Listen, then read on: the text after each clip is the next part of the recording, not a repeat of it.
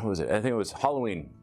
They called us up. We flew down there on Halloween. Get to fly into the airport. We fly out with, once again, 5 crews from Redmond here. 2 of our crews, Jim Spram and myself, were the crew bosses of the 2 Patric crews, and then 3 Fed crews. There's a person in charge from the Fed crew who I've worked with several times, and we all get into the airport, and I think it's Ontario, California, and there's enough buses for 4 of the crews, but not the 5th. So I'm sitting there, and it's like, okay, well, see you guys, send a bus back for us. We get there, I think noon to 3. So it's about 8 o'clock at night. I'm like, there should be a bus here. So I finally, I call, I think it was around 5, I finally call Bram, like, hey, because I don't have the number of the person that was the person in charge. Like, we still haven't been picked up. Can you talk to somebody, ground support, and let them know that we're here? Because it's, we've been here, and there's no food, no water. We're just kind of sitting in the middle of an old, defunct airport, part of the airport. And okay.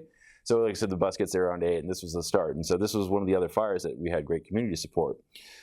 So the next day, because we come in, we get in, check in the next morning, because I think by the time we actually get into camps, around 10 when everything's shutting down, like just check in the morning.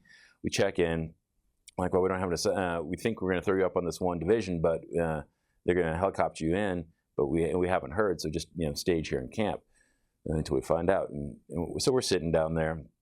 And once again, it's one of the big fire seasons in California. Southern California is all on fire. So we're staging camp. Of course, there's a main road right there. It's right by the camp that you keep driving by, so people keep coming up, thanking us, whatever. And we haven't done anything yet, so you never feel worthy of whatever praise they're giving you, because you haven't even been on the fire line.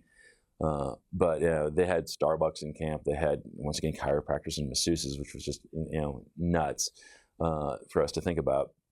But then somebody from Walmart came up to us, like, well, yeah, do you guys need anything? I go, yeah, actually we do, because when we came down here, we told us it's supposed to be 9 degrees, everything's burning up, and we hear it's 30 degrees up on the hill, and none of us have any cold weather gear. So I'm like, oh yeah, sure, we'll bring in some stocking caps and the gloves and whatnot for you guys. I'm like, that'd be great.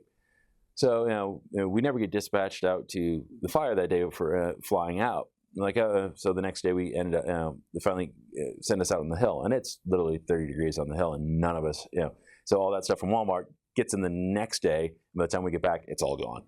We're like, oh great, we're just going to be cold for however long we're going to be here. So once again, we get down there and fly down there. We're there for I think 3 days before they demobilized, because everything, the cold front came through or whatever and just knocked everything out.